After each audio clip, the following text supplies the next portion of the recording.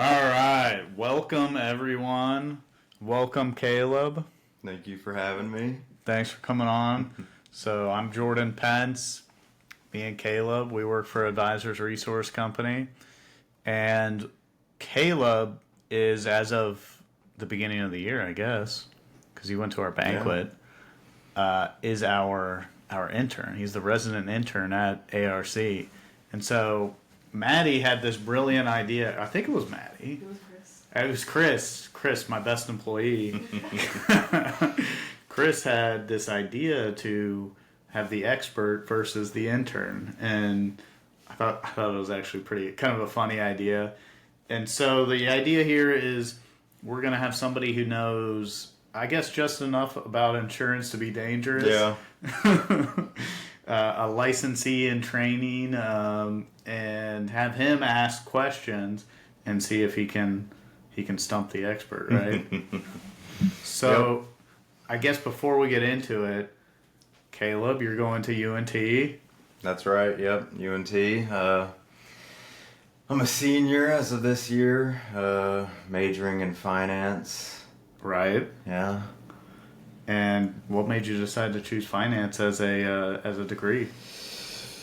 Well, I don't know. I'm going to be honest. I mean, I've always been good with numbers. That's probably why. Yep.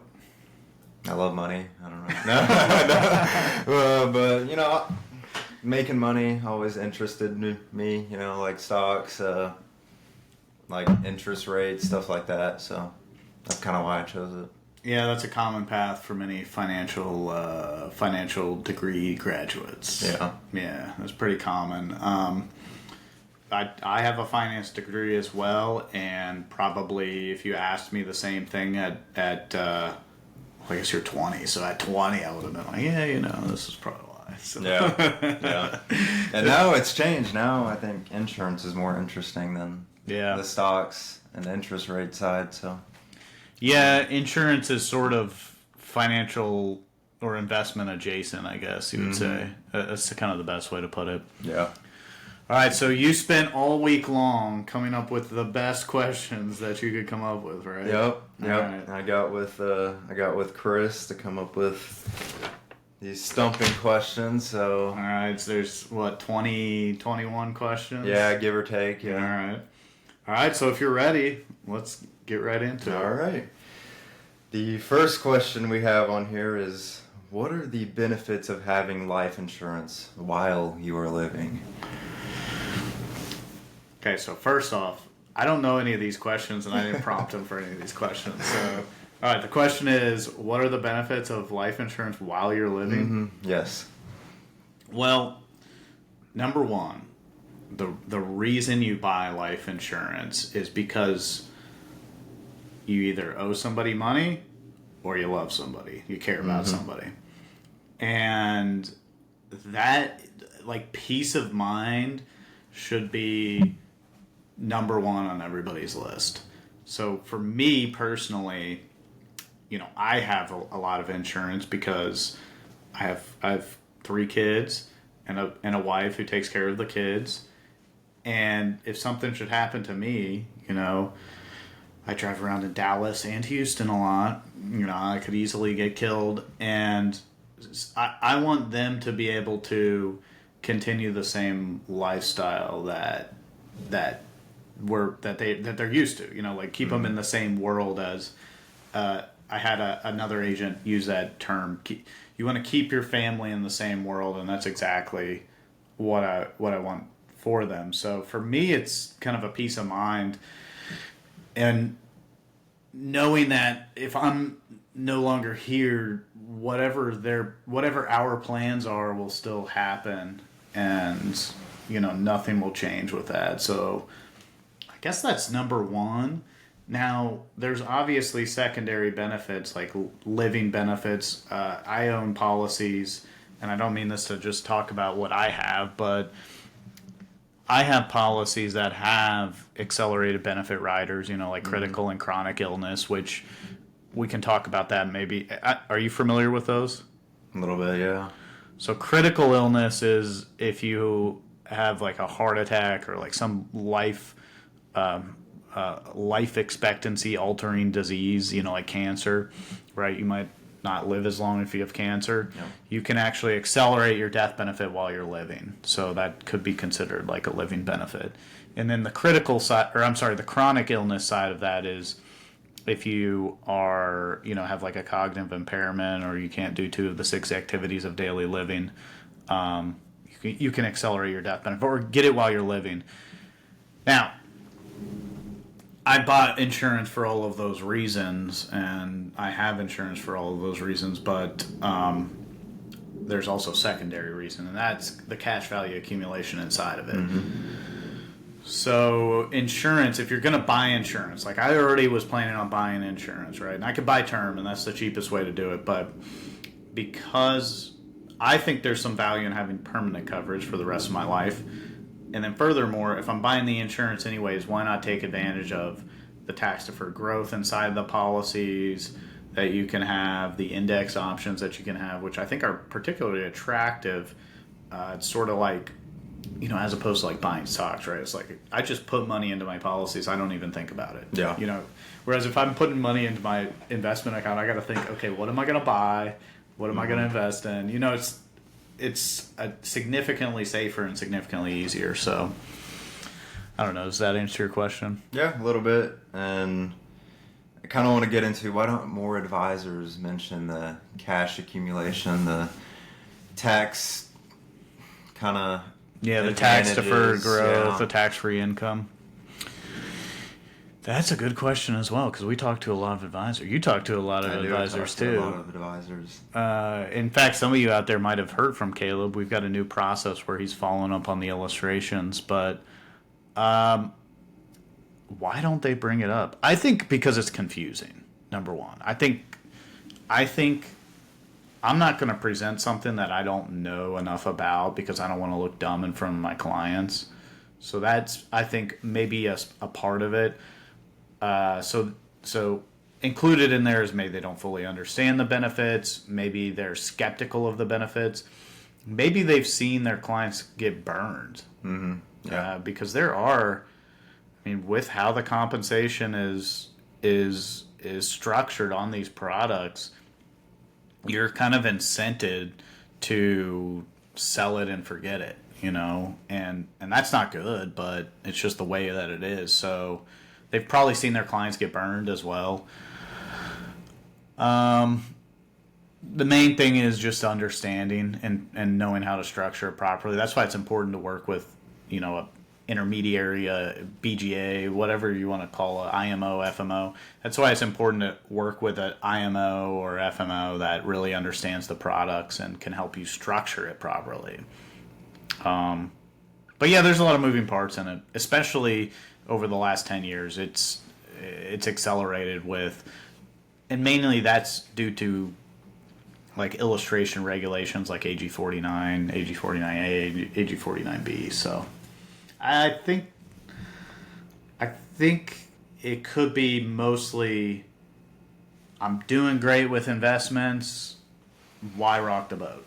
Yeah. That's probably the main thing. And that kind of brings me into my next question is, what are some ways advisors can bring up life insurance to clients? That is a really good point. And I just sat yesterday across the table from a group, or maybe 2 days ago, from a group that hadn't really done a lot of insurance, and they want to do it. They believe in it. They understand the value. And they were like, what should we do? And so the first thing that I thought of, or that I think you've got to do, is really think about your client base. So if you're working purely with retirees, okay, this becomes a wealth transfer legacy planning type of thing. And then it's like, okay, you have all these assets. You might have all this money in IRAs. You might have some money in annuities. We just did a case, and I've sent out an email on it, where a lady had a bunch of money in an annuity that had grown to a very large size. It had a big taxable gain in it. So rather than giving that to her kids, let's annuitize it to pay for insurance that's not going to be taxable. So when you have retirees, it's like let's look at their portfolio, and they're not going to spend everything, most likely. If they are going to spend anything, they have a different problem.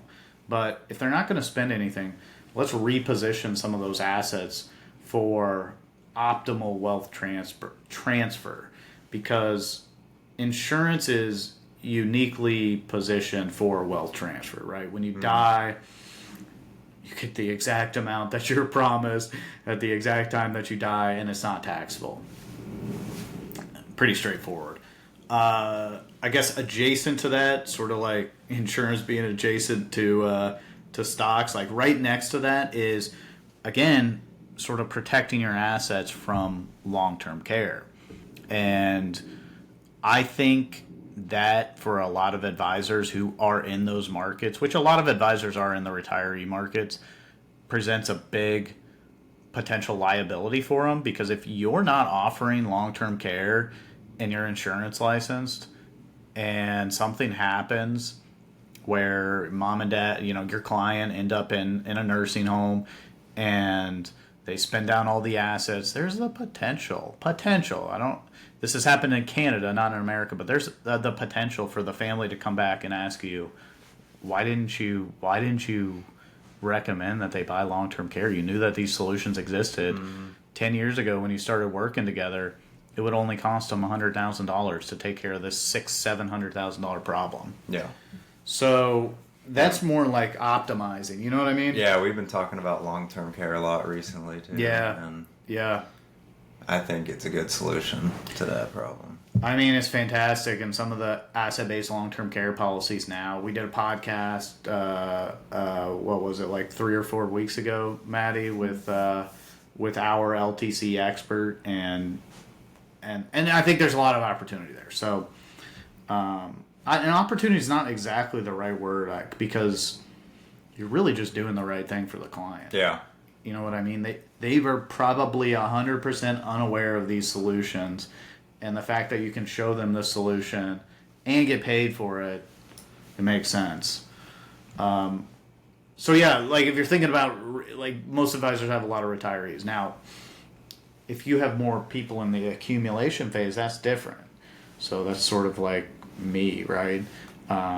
If you're in the accumulation phase working with Henrys, high earners, but they're not rich yet, what I would be focused on is, Caleb, you've got a wife, a couple kids, you're making whatever, $300,000, $400,000.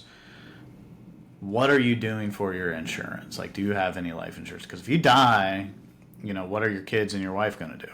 Not that I know you don't have kids and wife, but just kind of role playing. And from there, I would say, look, Caleb, because you make $300,000, we recommend that you should at least have $3 million of coverage. 10 times your income. I think optimally you'd have $6 million, but let's just start at $3 million. You can buy term, and it would look like this, and it would run out after this period of time. But if you're going to be buying insurance anyways, why not consider accumulating some cash in a policy that's going to grow tax deferred and you can take it out tax free? So I would just keep it as simple as that. And then the final one is, as a value add to your clients, you should be harvesting all of their existing policies. And what I mean by that is, you pick up a new client, you ask them about their existing insurance, you get a statement, you put that in your file. You could go back to all of your clients and tell them, look, we had a situation recently where we had a client die and the family was calling up our office to try to figure out what life insurance and assets they have.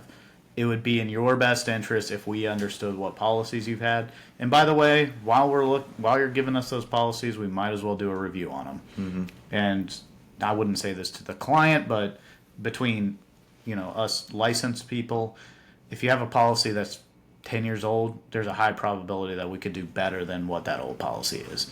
The policies have improved, right? Well, you didn't have an iPhone 10 years ago. I had an iPhone 10 years ago, and it was way crappier than what it is now. You know what I mean? Yeah. And so, like, just think of that analogy compared to life insurance, right? Cars 10 years ago were way crappier than they are today. So your life insurance policy has improved, like life insurance in general has improved over the past 10 years, much less 20 years. Yeah. I mean, even with being here for 4 months, I've kind of deciphered that that's pretty low-hanging fruit. Yeah, policy reviews. Yeah. Oh, yeah, that's... Like, and it's not necessarily just to do replacements. It's because after 15 years, somebody's goals have probably changed. Yeah. Right? Like their financial situation. And their financial situation. At the bare minimum, anybody who has an existing policy is most likely going to need more coverage. Yeah. And I just got into that with my aunt and uncle. The term I ran on, I'm like, look, your financial situation is like this right now. It might be different 30 years from now. I mean, why don't you think about that? Yeah, you want to cover the house right now, but you don't know what's going to happen 30 years from now. Are they going to buy it? Yeah. So look, Caleb made his first sale. Like all of us, he sold to his friends and family first. Good job, Caleb. We didn't even talk about that. I guess we haven't had our Monday meeting yet, so that should be your best. Yeah. That's funny. So yeah, that's the way that I would look at it, though. For an advisor who, okay, I want to start talking to my clients, I would probably go back to the policy review and just say, Mr. Client, we want to make sure we have all of our clients' policies on the books. What policies do you have? What carrier are they with? Do you have a current statement? Most likely, most people are going to have a term or something like that. And even that, okay, this term expires in 4.5 years. Is that, I mean, you're still working right now, right? So, like, do you think you want to extend that out? And that's easy. Or convert it. I mean, yeah. Exactly. How's your health now? Maybe we should look at converting it. If their health is poor and they don't have the funds to pay for the policy, there's even a situation where you could sell the policy. You know, so there's so many things that you can do just by talking to your clients, like seeing the people. You know. Yeah. So. And that was kind of my next question, was policy review. But I mean, we can kind of go into in-force management instead. How important is in-force management? That's a good question, because you've got the policy reviews, and normally that's going to be reviewing like somebody else's work, right? Like, you got this client, they bought this policy before they met you, so let's review that work. Policy review is equally, if not more important. And if you guys out there who are maybe insurance first advisors and they do the investments as a secondary, or even if you are a primary investment guy and have dabbled a little bit of insurance, if you aren't talking to your client every year about their policies, it's a huge mistake. I've got one good example, one bad example. Just this year, I worked with a CPA. We rolled over, I did some joint work with an accountant. We rolled over the client's old policies into a new policy, right? So this was like 2 or 3 years ago. And in the meantime, so like I reviewed it. I don't know if I reviewed it after the first year, but now we're coming on to the second year, and I just reviewed it, right? Guy starts telling me, he goes, "Hey Jordan, I was asking anything changing your finances," and he's like, "Well, we set up a trust." And I was like, "Oh really? What type of trust?" He's like, "An ILET trust." I'm like, "An ILET? What'd you put in the ILET?" He's like, "Well, over the summer we bought a like a $70,000 premium second to die." And I'm like, I about fell out of my chair, because obviously they didn't buy it with me. They bought it with somebody else. And I don't remember if I did the first review, but I missed out. Me and the CPA actually missed out on a pretty large opportunity there. And furthermore, I mean, even reviewing the terms, I've had, we get referrals and people just coming in the door talking about insurance, and we wrote a couple of policies for a business owner, and I called him up just to do a quick review, and hey, this policy is going to expire in the next 4 years, and he said, well, look, I want to increase the coverage, and so it was another $5,000 in premium just by talking to him. So I mean, if you aren't doing that, you've got to do it, and we have a system now. it's actually a database that we're updating our website, so it'll be on the refresh of our website. But it's a portal that actually houses all of an advisor's in-force policies. It notifies them if their client misses a premium. Notifies them on the anniversary. It keeps up with the daily cash values for the cash value policies, but it's exceedingly important to review those policies, and I think it's even more important to review them after the first year. Just get that review in the first year, because they're going to get their statement and they're going to be like, this looks like crap because of how these things are structured, and you want to go back and show them the original proposal and reassure them that we're on track. We're doing what it should be doing. So, anyways, yeah, that's my take on in-force management. I think it's hard. Yeah, no, but it's important. It's extremely important. You'll if you don't do it, you'll miss out on more sales than you'll get by not doing it and trying to find new prospects. So I really believe in it. All right, my next question is, how can an agent overcome bad underwriting? Ooh, that's a good question. How can an agent overcome bad underwriting? You really have to partner with a good firm that has expertise. If you're trying to go direct and you get bad underwriting, you might do whatever, 100,000, even 200,000, 500,000 even. But that's not nearly as much as, you're not going to have as much pull as a BGA IMO like us. So we are going to be able to help influence those decisions, because they know we've got 20 or 30 different options that we can go to. Furthermore, you have to have somebody who's got former head underwriters on their team. So we've got 4 of them on our team that we take these things to, and we ask them, hey, is this in line with where it should be? Is this table 4 in line with all the medical records that we're looking at? If it's a large case, and many times we'll get a multi-carrier HIPAA form signed so that we can share that information. But you've got to work with somebody that has that resource, because you get a group of agents in a room and you have an underwriter in the room. It's like everybody ganging up on them, and they in some cases they're not the best communicators with the underwriters. They kind of tend to complain about stuff, but and no offense to anybody out there, but that's just the way it is, and I understand. But I think you've got to work with somebody that has that capability to fight with facts rather than just, I saw the guy and he runs marathons. That's not going to help your case. Yeah. The doctor's lying about that, or the doctor records are wrong. That's not going to help your case. Yeah. So you got to have somebody that's going to, or that has the expertise. Yeah. I think, at least. I just talked to an advisor yesterday about that. He kind of brought up the point. He was like, advisors are kind of scared that their guy's going to get table rated or something, and then they'll lose the initial business. So it's a big challenge. I don't blame them.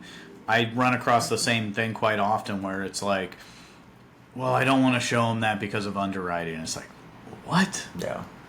Let's at least try. Yeah, you might as well. Yeah, if they do get declined, it is what it is, and we're going to try to do battle with them. And do battle is a strong word. We're going to try to get the best outcome that we can by talking and working with, our carrier partners, as we should. But yeah, to just give up on it, I think that's a mistake. Yeah. Because of underwriting, that's a mistake. Yeah. My next question is, what are some other reasons advisors don't write life insurance, and how can they overcome it? Underwriting is one that I didn't mention earlier, but I think you're right. That is one. Other reasons, just internal biases, I think. Some people, I encounter this a lot. I had these guys tell me, well, we don't want to sell insurance because we're not salesmen. And these were financial advisors. And I asked them, I go, really, you're not salesmen? So how do you get new clients? And they're like, well, you know, we're like advisors. And I'm like, so you don't like sell your services to anybody?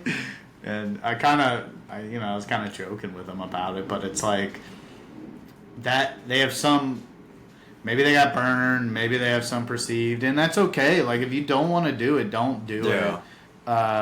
That's fine. Like, if it's not good for your business, if you don't feel right doing it, don't do it. But don't just totally ignore it and say that it's not a valid solution. That's like saying, well, I don't do P&C because I don't understand it, and you shouldn't buy car insurance, you know? So that would be dumb. But, yeah, you gotta... I get the one-minded focus. Like, I do investments, that's all I'm going to do. Or I do P&C, for example. Yeah. And that's all I'm going to do. I'm going to do P&C.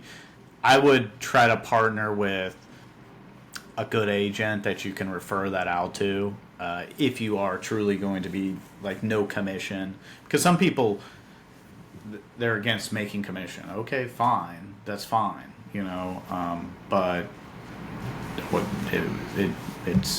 So refer it out. Find somebody good to refer it to at least. Yeah, and this next point isn't really the same thing, but I mean it's getting on track to there. What are the benefits of having a CPA partnership?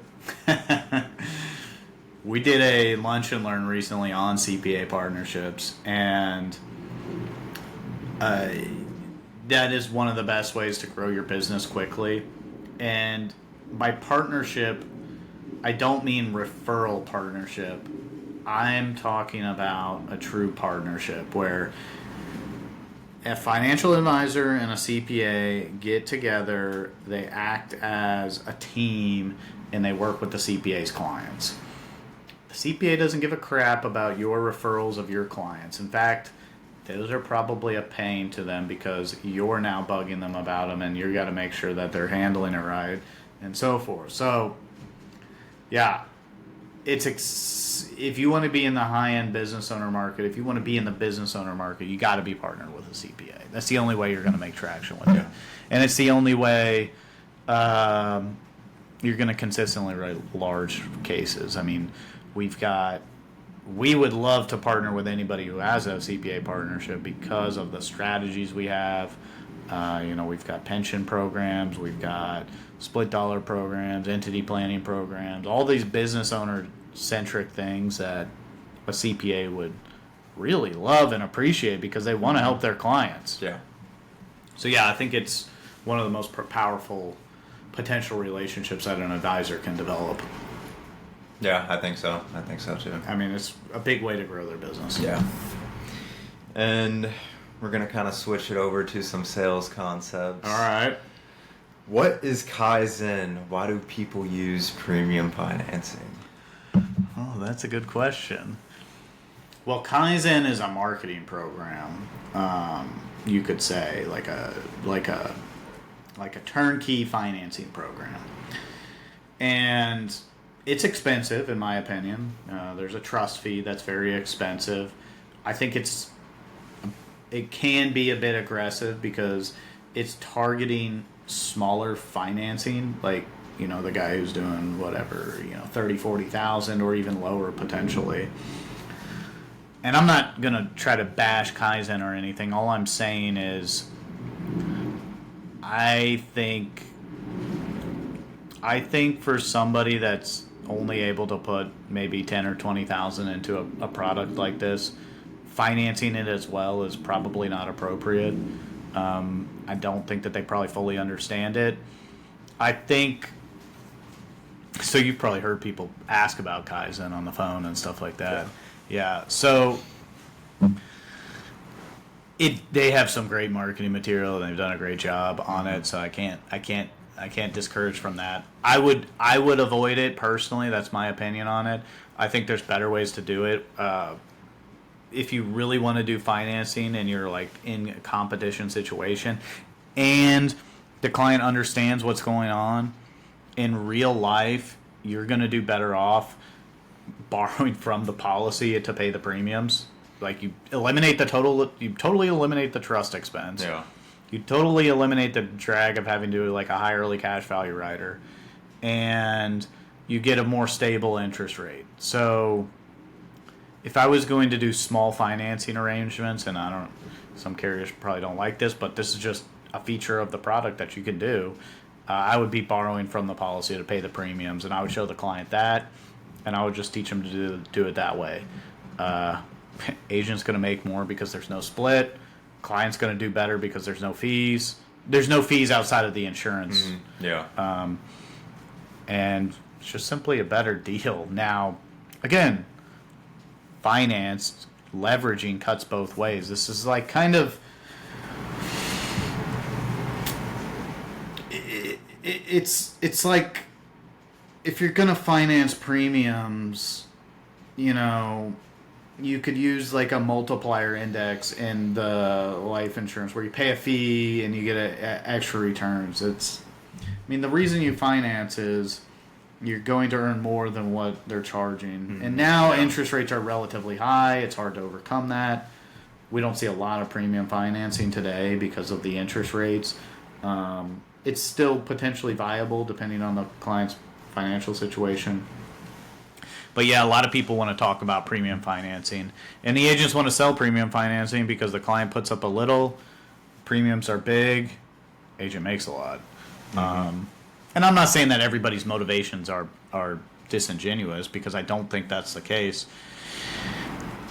It can just be dangerous. And I've seen some pretty aggressive deals in my days, and I would just say that there's no free lunch out there, right? Like, you can't just get insurance for free and then get a bazillion dollars of income out of the policy later on. That doesn't work.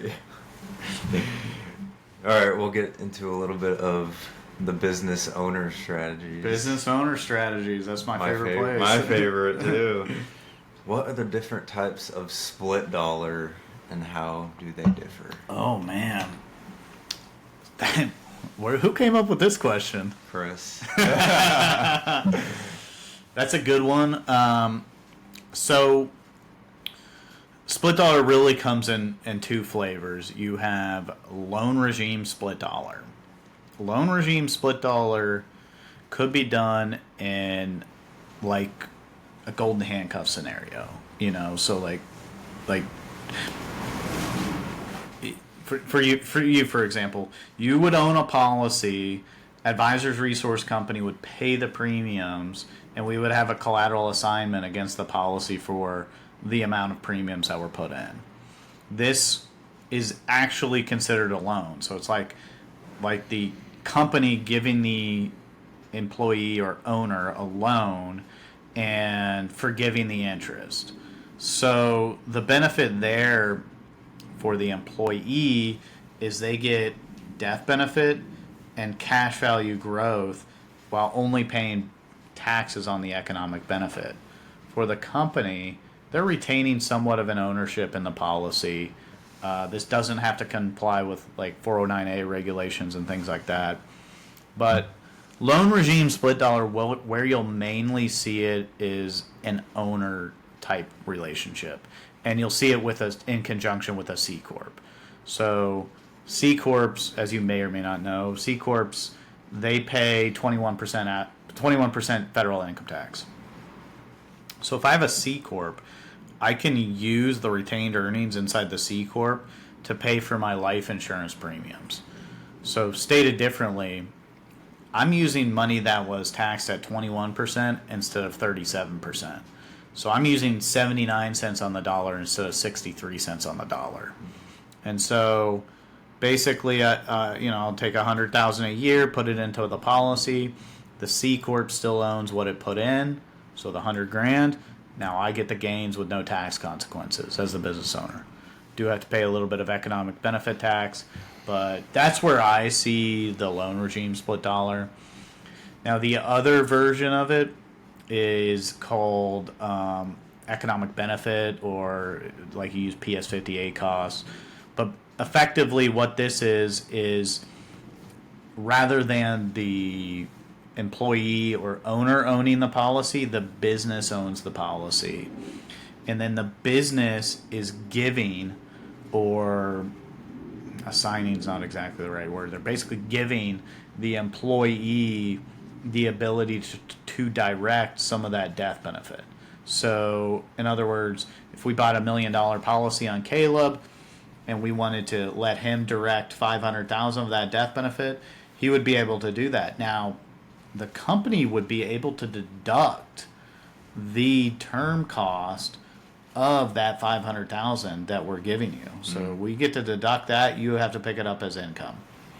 And that's kind of the benefit there, is we're deducting part of the premiums that we're putting into the policy, and the business controls the cash value. Now, you might use that in like a golden handcuff type scenario as well, or to provide additional benefits, or maybe just, like it's like an employee benefit or executive benefit type of thing.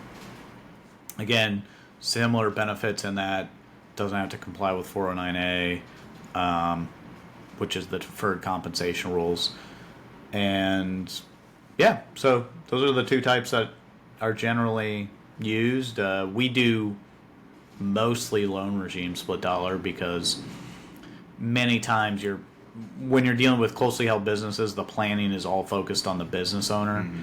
Yeah, split dollar is a great tool. We do a lot of premium in split dollar. Yeah, I see that. Let's talk about buy and sells a little bit. What about buy and sells? Well, what do you know about a buy-sell agreement?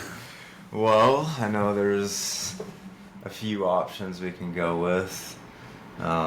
There's the cross purchase. There is. Where kind of I buy a policy on you, you buy a policy on me. Yep. I don't know. You're the expert. Okay, so you have two components. You have the agreement and then how you fund it. So you and I could come up with an agreement that if I die, you're going to buy out my family. Then that would be a cross purchase, right? So if you die, I'll buy out your family personally.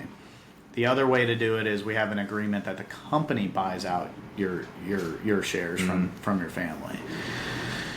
And so the cross purchase, the entity purchase is where, again, the company has money, they buy out the deceased partner's family. Now, the funding mechanism, that's where the insurance comes in. So in the cross purchase, you would own a policy on me, I would own a policy on you. If you died, I get the money, I buy out your family, done. And the cross purchase is what I almost universally recommend, because of the benefit of the step up in basis, right? If you die and our business is worth whatever, 500 or $1 million, and your shares are worth 500,000, now I've got this death benefit of 500,000, and I've paid $500,000 for something, the business.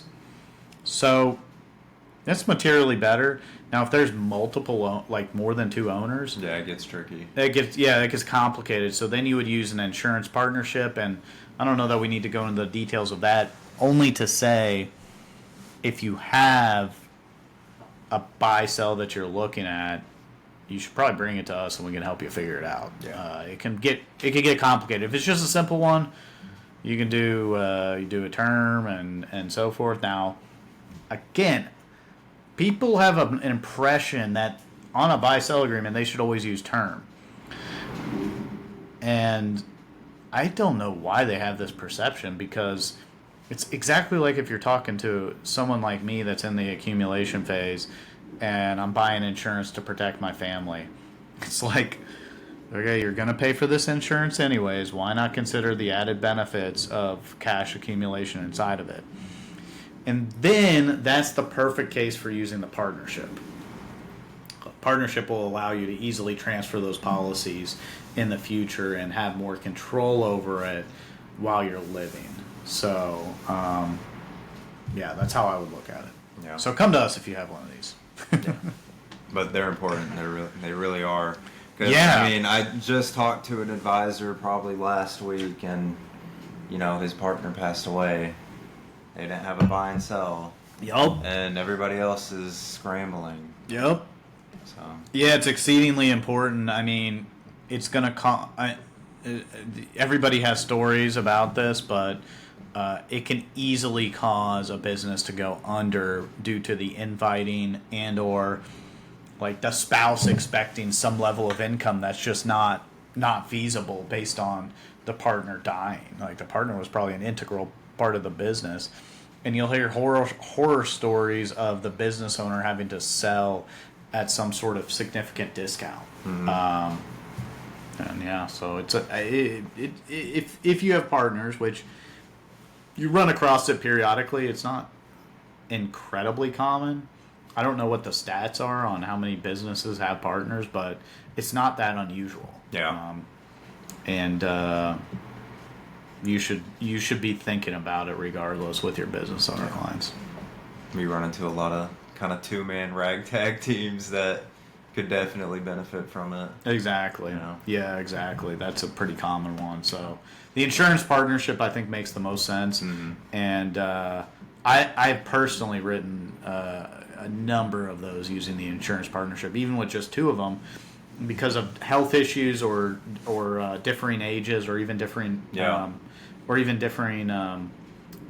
benefit amounts. Mm-hmm. So it makes a lot of sense. Because one guy his stock might be worth more than Exactly. the other guy. Yeah. Yeah, the situation I'm thinking of, one's half of the or one's part of the business was worth $24 million, and the other guy's was worth $8 million. Yeah.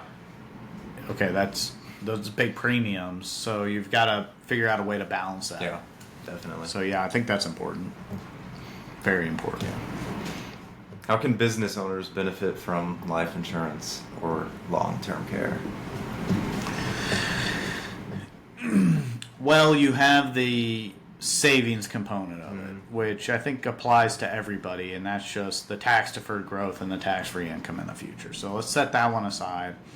Where we see business owners mainly benefiting from insurance, outside of like personal savings, is we just talked about buy-sells, so I'm going to ignore that one as well, is golden handcuff and key employees. Yep.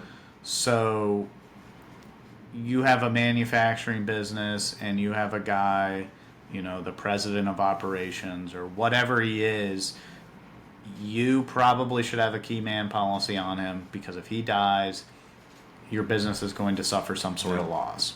I think that's really important. Secondarily, we do a lot of this, and that is golden handcuff type of plans. You stick with me for this amount of time, we're going to give you this. And that can cut down on turnover dramatically, because you're basically considering the fact that you're like setting money aside in a manner for your employee, and if they stay with you, you're going to give them this future benefit. And the marginal cost of that is not that much, but when you get out 20 years, that's a huge number, and so it means a lot to that person. And there's some tax benefits that I won't go into today, but I think that is I think that's one thing that a lot of people are overlooking, like as a benefit that they could provide to their key employees, their right-hand people, rather than giving up like shares of a company or something. Mm-hmm. Well, why not do like a golden handcuff type of plan? Yeah. And we've done quite a few of those. There's some companies that have like turnkey programs where they'll do all the record keeping. We've done handshake type deals where it's like, Caleb, look, I'm doing this policy on you. If you stick with us for 15 years, we're going to give you this policy. And we've seen that work really well, actually. So it basically comes down to, let's look at your key employees. Let's figure out a way to keep them around. Yeah. And if they leave early, you keep the money. Mm-hmm. That's okay, too. So, yeah. Yeah, and most of the advisors I talk to, I'm not saying they should focus on this, but it's not really ever brought up to the advisors I talk to. And I think if you're working with business owners, it's probably some pretty low-hanging fruit. Yeah, we should probably talk about it more often. Yeah. I only really bring it up when someone else brings it up. Yeah. Yeah. So I'm glad you brought it up because, I mean, I've got an agent, semi-retired now that's most of what he did was these sort of golden handcuff plans, and did a lot of nice business on it. Yeah. Pretty straightforward too. So, anyways, I like that strategy. Yeah. How can you use life insurance in estate planning? Well, life insurance is going to provide the exact amount of money at the exact right time. So, if you have an estate tax problem, so I'm going to start with that because that's the easiest one to understand. If you have an estate tax problem, when you die, your family's going to owe some money, right? Like let's just say your taxable estate's going to be $1 million. Just for easy math. So if your $1 million net worth when you die is tied up in real estate, let's say, or a business even, your kids are going to potentially owe $450,000 on that $1 million, or your heirs, whoever that may be, assuming both spouses are gone. Where are they going to get the money? Like you could set aside that money over time, but maybe not. I don't know. Maybe you need that to live off of. You could sell the business, but that's going to come at a discount. Your kids could get a loan, but that's going to cost something. Or you could set aside money or pay small premiums into a policy that when you die, the funds are made available. And of course, you would use an irrevocable life insurance trust. You'd make gifts into the trust, so that's outside of your estate and so forth. And that's all technical, but why you do it, it's because it provides the exact amount of money that you need at the exact right time. Now, with general estate planning, where there's not an estate tax issue, it's sort of what we talked about in the beginning, where I was droning on about retirees. Life insurance is the most efficient wealth transfer vehicle. So estate planning is in my mind, and this may or may not be right, but estate planning in general is going to be avoidance of estate taxes. Wealth transfer or legacy planning is more of how do we efficiently get assets to your kids. And I guess you could use estate planning for all of that, but when I think of estate planning, I'm thinking of, okay, we need to avoid estate taxes. But life insurance should be considered in those scenarios because it is the most efficient way to transfer wealth. I wanted to add something because I was just thinking about it with the business owner thing. And I don't mean to bounce around, but you asked about the long-term care aspect of it and these hybrid products that we talked about, the AB, asset-based long-term care. You can get some deductibility of those premiums based on what amount is long-term care. Just talking about that the other day, and I kind of skipped over that part, but I wanted to just mention it before we moved on. So that I think is an interesting aspect as well. Yeah, we've being been able to get the deductions. Yeah, that's a real deduction. So. Anyways, I didn't mean to get off track, but no, that's okay. What are the primary types of trusts used for life insurance? That's a good question. I'm not exact. We're having the trust guy on next week. Christopher Holtby from Wealth Advisor Trust Company, they're a corporate trustee. He's coming on next week. But primary trusts, number one, everybody talks about this. People even ask about this when they buy insurance. Should I get an ILIT? Maybe you should get an ILIT, but an irrevocable life insurance trust. That is a trust that you're making gifts into it to pay the premiums for a life insurance policy. So that is the number one, most talked about, least amount done of trust for life insurance. Simply referred to as an ILIT. Mm-hmm. Now, you can put life insurance in any type of entity, a business, any type of trust, so forth. But an ILIT is the one that you commonly see to avoid estate taxes. Now, I would, if you're doing, so I guess just so everybody understands, when you put the money into the trust, the irrevocable life insurance trust, those are irrevocable gifts that you're making to the beneficiaries of that trust. The only reason you use the trust is because then the trustee has somewhat of a control over those assets. But you put $100,000 into the ILIT, you're not getting that back. That's gone. So that's why people end up not doing them. If your policy has $1 million in cash value and you want to cancel it and get that money, you can't. That's the beneficiary's money. That's not your money. So that's the one thing that you got to recognize. Slats are making a resurgence. we did a meeting on that like it was last year. We should probably do another one because it was great. But SLATS stands for Spousal Lifetime Access Trust, and like for me and Claudia, if we did one, basically, I would set up a SLAT with separate property that was mine, and I'd put it into the SLAT that was where she was the beneficiary, and then our kids were sort of the secondary beneficiary. Mm-hmm.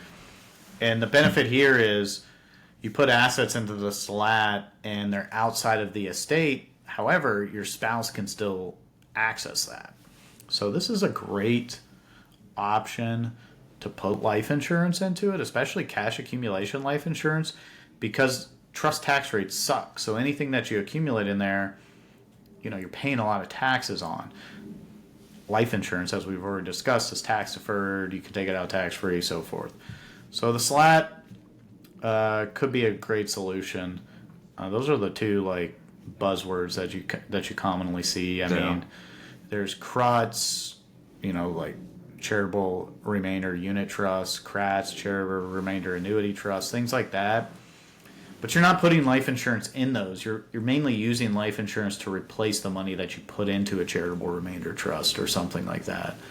So there's a couple of things like that you might consider. Yeah, but that you're not exactly putting the life insurance in those. Yeah. We're gonna move to more of the product side. Okay. I like talking about the products. Yeah, it's fun. Yeah. There's a lot of innovation lately. We did the top 10 IUL last week. Yeah. If you didn't watch that, we can watch that. So, but yeah, go ahead. I just talked to an advisor about this on Wednesday. Why do IULs have a bad rep? That's a good question. I think it's a combination of things. Number one, they can be missold. People do, if you get on like TikTok or whatever. I'm not on TikTok, just to be clear, but I've heard of it. Why aren't you on TikTok? I don't know. I guess I'm just not cool enough. I don't know. I'm just not on TikTok. I'm sure Caleb's on TikTok. I'm on TikTok, yeah. So TikTok, you'll have these TikTok advisors that are talking about like the IUL is the best thing ever, and it'll accomplish all your goals, and you should put all your money in the IUL, and then you can do all this stuff, and it's yeah, exactly. But so there's a little bit of like a mismarketing thing out there, I think. A lot of them have been missold, and what I mean by that is they've been sold at like target premium, and then people are surprised when they don't accumulate any cash. And for those of you out there who don't know what that means, target premium is like maximizing the compensation for the agent, right? If the target premium is 1,000, you put in just 1,000, it's not going to accumulate much cash value. It really works when you're overfunding it, where target's 1,000 and you're putting in 2,000 or 3,000. So I think missold a little bit. Now, there's sort of this misperception about, like caps not being stable and caps going down and caps this, caps that. I think some of that is just not fully understanding it. Like people think that insurance companies are just excuse the bad, like raping their clients and by lowering the caps and basically they're not. And this is going to be a hot take maybe, but I've looked at the numbers, and if you look at the portfolio rates and what they can hedge, most companies are keeping their caps in line with what they can afford based on those blocks of business. And there's been this thing that they're doing called new money technique. I talked about this a little bit with Ralph, my dad, when he was on, but this new money technique is it's been going on for ages. They've done it with the whole life block of business. They've done it throughout the years. And basically it's saying, look, we're going to segment out the assets from the old product from the new product. The new product right now can get higher rates in the market, so we can support a higher cap than the old product. And the thought is, why make the new clients pay for the sins of the old clients? And you got to remember, IUL, when it first came out, 20-year treasuries were like 6%. And since then, they've gone steadily down. And the companies, I think, made some big mistakes when they tried to hold the caps too high, and they had to drop them. And I think it gets a bad rap because of that. But like I said, I've looked at the numbers, and there's certainly are some outliers, but the bulk of the companies aren't raping the clients to make more money on the caps. That's just a lack of understanding of like the portfolio rate and how they're hedging and so forth. Again, are there bad companies out there? Yes, right? Are there companies that hold their caps up better?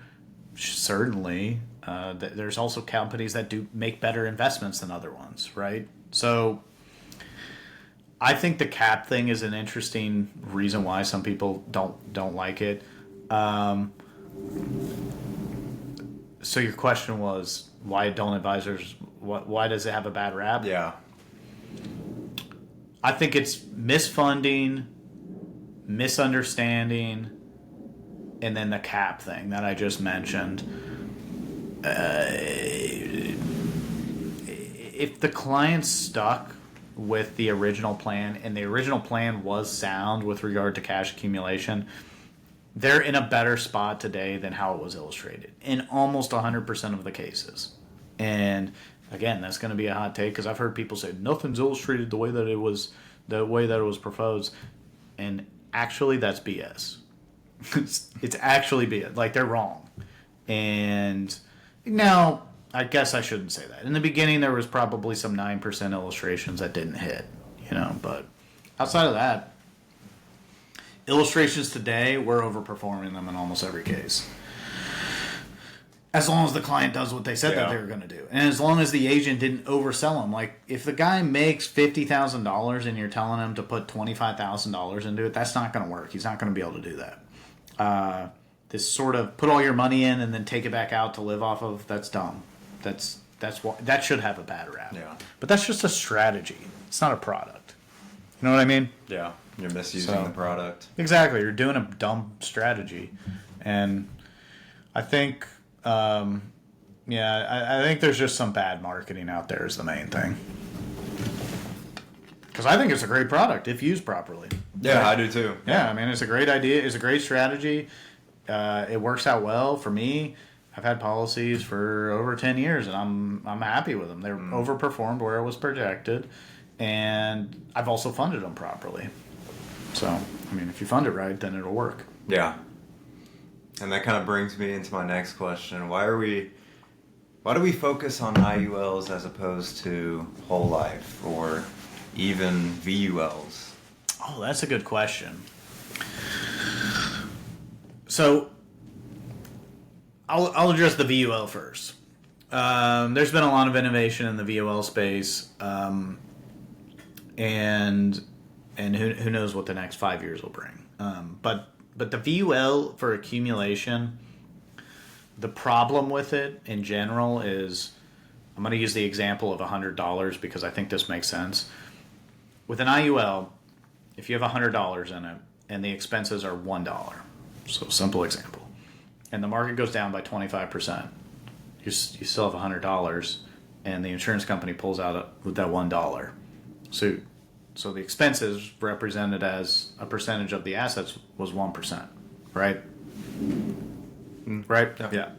So on a VUL, let's take the same scenario. You're at $100. I should have used, well, it doesn't matter, but it goes down by 50%, because easy math. I'm not going to try to do the 25. It goes down by 50%. Now your asset is worth $50, but the insurance company is still going to charge you $1. So now your expenses doubled as a relation to your assets that you have. So it's almost exactly like reverse dollar cost averaging, because that expense comes out every month, regardless of, regardless of where the asset is. And that's a big problem with VUL for accumulation. At least I think. Can you get better performance out of a VUL? Yes. Are the loan rates better in an IUL? Yes. Is the downside protection better than a VUL? Yes. And the IUL will probably... The IUL is going to give you more flexibility than the VUL. And that's why I think it's more appropriate. Do your aggressive investment somewhere else. IUL is going to be more conservative. Now, with regard to the whole life, what people don't understand about it is, number one, it is extremely inflexible. It is not transparent, and it's built on a bad chassis. So, you don't know this. Well, you might know this. Whole life was like the first insurance ever, Yeah. And when they would sell it, this was before computers, so they'd have a table printed out, and that's how you would sell it, all right? Like you'd multiply it by 5 if you want 50,000, and that's how it was sold. So whole life was invented before computers, and they couldn't break out the expenses or show you where every dollar was going like you can in a UL product.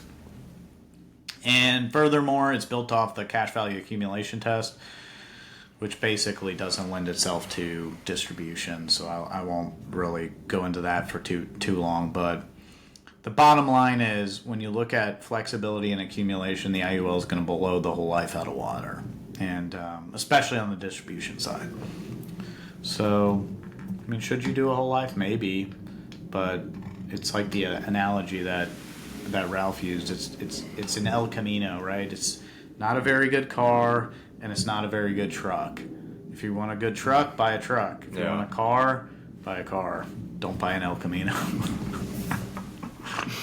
Yeah, no, I think the IUL makes more sense. It can, probably. For the right person, I think it does. Yeah.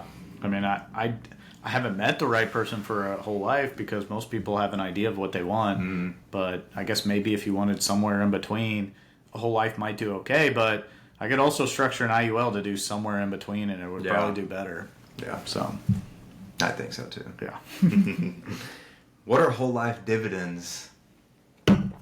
Dividend up from a whole life contract is, so they're charging you up front the maximum insurance charges, and then they're rebating you interest that they earned and like the mortality experience.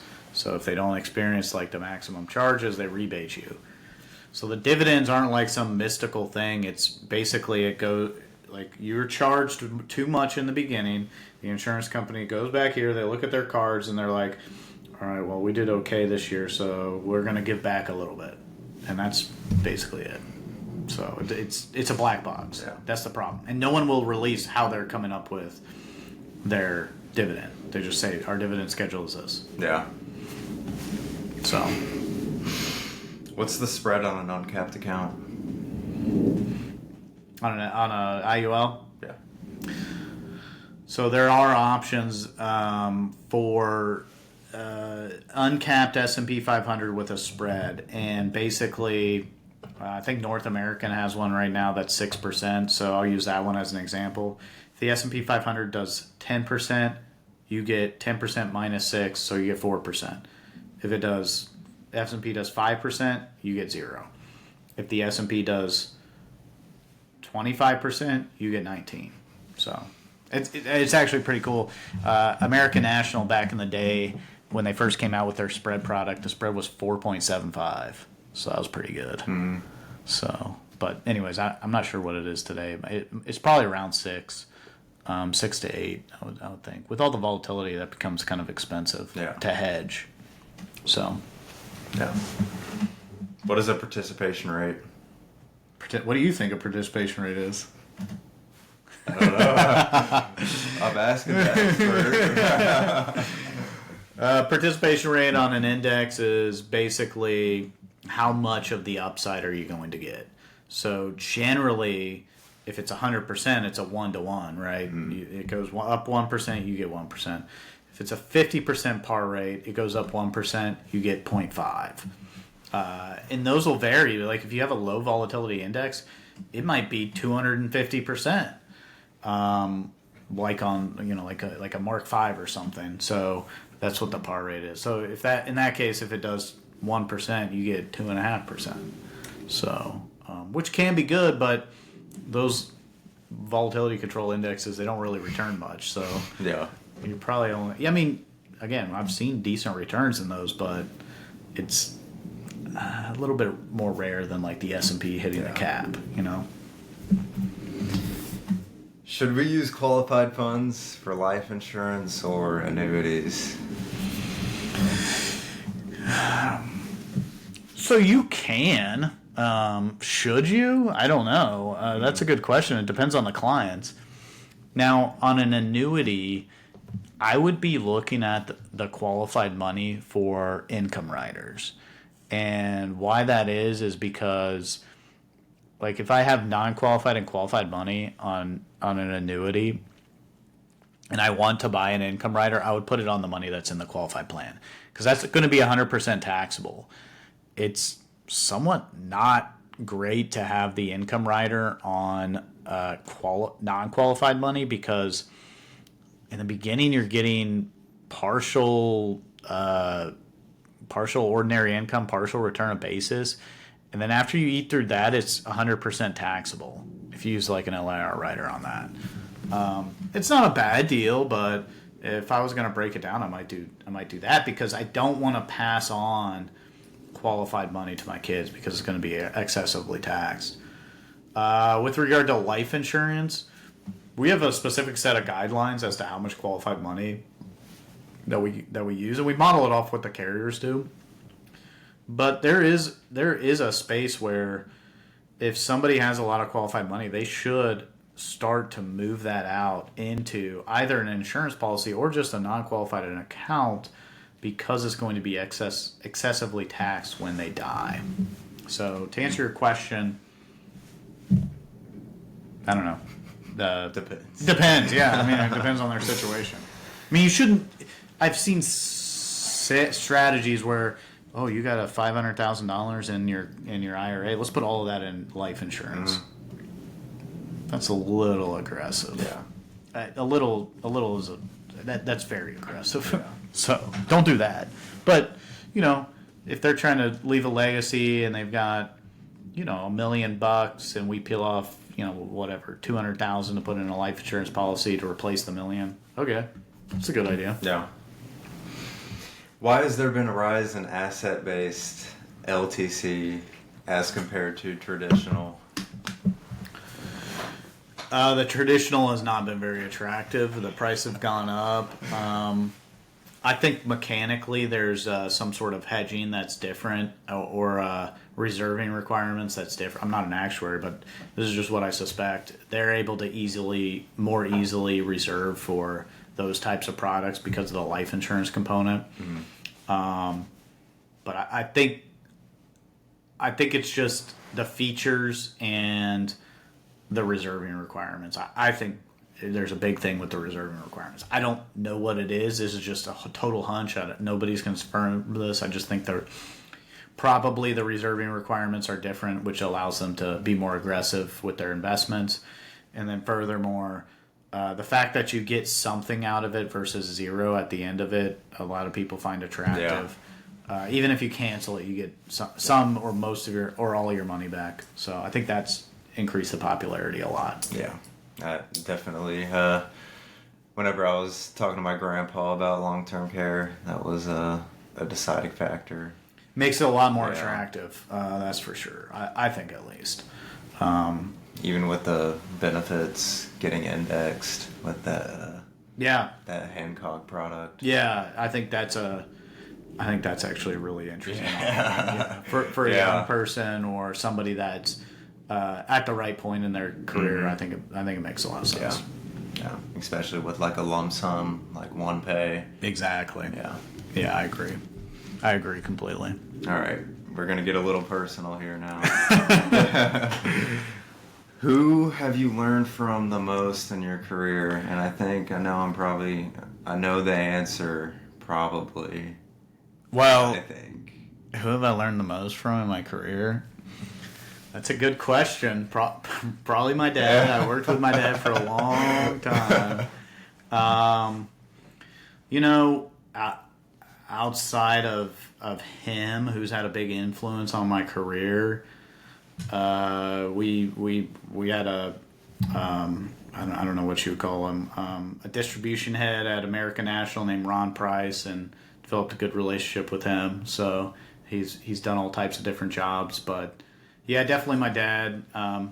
Got in the business probably mostly because my dad. I mean, I wouldn't have been exposed to the life insurance business otherwise. But definitely, definitely him and Ron for sure. Bill Ipema, yeah, thanks. Holy cow, I've known Bill probably since I got in the business too. So Bill's had a big influence on my career. So yeah, that's a good question. What's your favorite topic when it comes to life insurance? I probably know this answer too. Oh man. Well, what do you think it is? Well, it's going to be a business owner strategy. Yeah. For sure. I like when people just bring me, hey, I've got this person. It's this tax situation. They want to do this. What should we do? Mm-hmm. And in the business, that's like my favorite thing to do because I have a lot of experience with working with a lot of different advisors, and I've seen a lot of different things.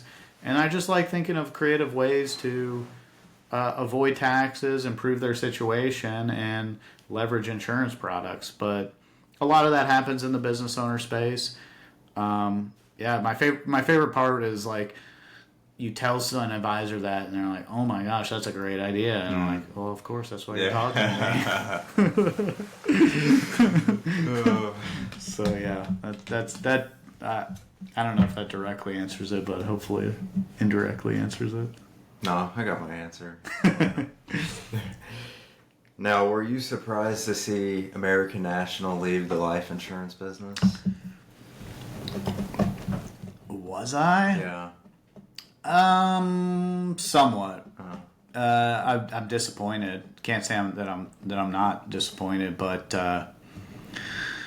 I was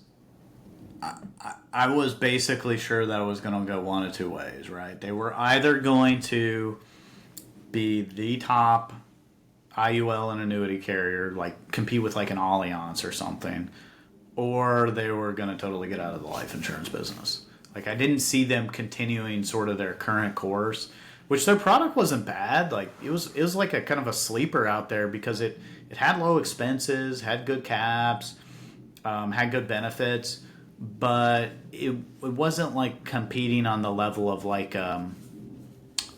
like an Allianz, like a North American or whatever, which North American's using like some tricks, and we talked about that last time. And again, I don't think North American's a bad company or anything, but when you're in an illustration world, you got to be competitive on illustrations. But to more directly answer your question, I was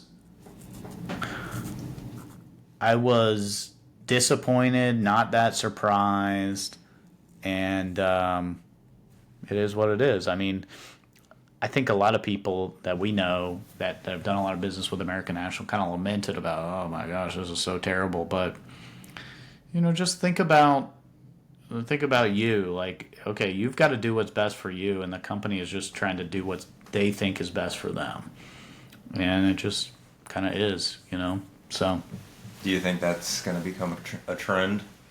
No. I think it was just a unique circumstance. They got bought out by an investment management company. The investment management company wants more investments to manage, so what's the easiest thing to manage? Annuities. I've got a specific duration that I need to invest these for, and I give the investor a certain amount. I mean, it's way easier than life insurance to predict. Yeah. Right? Because on life insurance, I've got money coming in constantly, and I've got to figure out over time how I'm going to invest that. And annuities, if I want a lot of money right now, okay, I turn up those rates, I get a lot of money, I invest it, and then I know I need to give it back in 10 years, right? Because I'm doing a 10-year annuity or whatever it is. So it makes sense. Yeah. I'd do the same thing if I was an investment firm. So don't blame them. They're going to have hot annuities, so come talk to us about American National's annuities. Why do people think we're related? Oh my gosh! So Caleb came to our right when he got hired. We had our banquet, and Jim, one of our agents, came up to me and goes, "Why'd you bring your little cousin to the event?" So from then on, I've called Caleb my little cousin, even though we're not related. I have no idea. Oh man, that's funny. I also got his son too. Yeah, that's particularly embarrassing. Because I really don't look that old. No, not at all.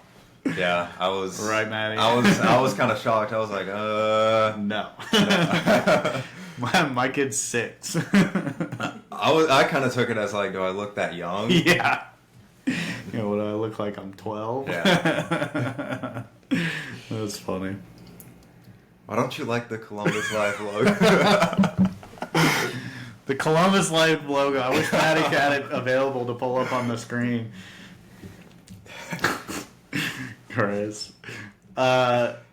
It's the dumbest logo in the insurance industry. I'm sorry. Our wholesaler's a nice guy. I think Columbus has a decent product.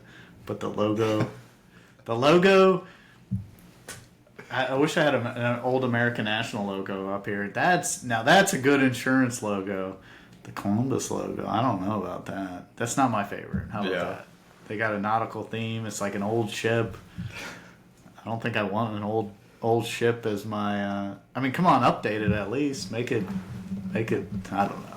No, it's not my favorite. That's a good question. Well, that's all I have down. Thanks, Caleb. Those are some some good questions. I hope everybody else got something out of this. And I appreciate everybody joining in. I think there's a broad range of interesting insurance concepts that you're going to learn over your career, and hopefully this will be a long-term career for you. I think it's a great business to be in. It's the most fun business, and we need more young people in the business, right? Like if you walk around the room in like an insurance conference, average age is about at least 61, at least.